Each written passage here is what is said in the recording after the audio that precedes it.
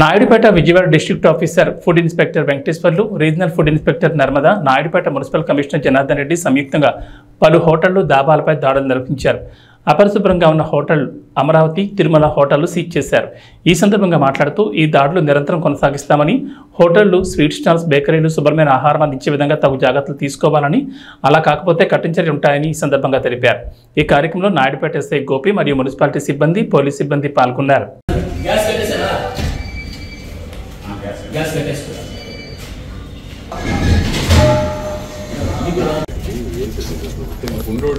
ఆన్లో పెట్టాలి, 24 hours ఆన్లో పెడితే దాంట్లో సేఫ్ అవుతుంది.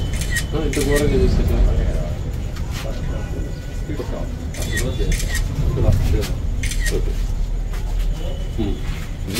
వదిలే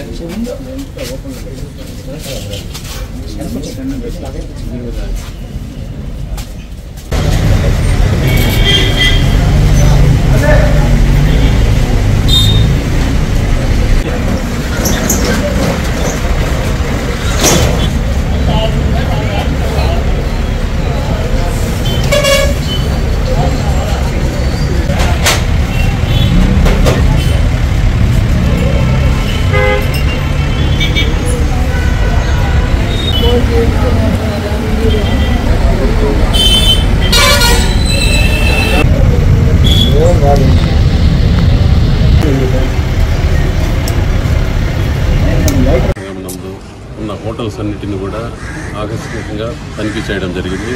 ఫుడ్ సేఫ్టీ కమిటీ వాళ్ళు విజయవాడ నుంచి వచ్చారు. వారు మరియు మున్సిపల్ సిబ్బంది, పోలీసు, రెవెన్యూ అందరూ కలిసి మేము హోటల్స్ను తనిఖీ చేయడం జరిగింది.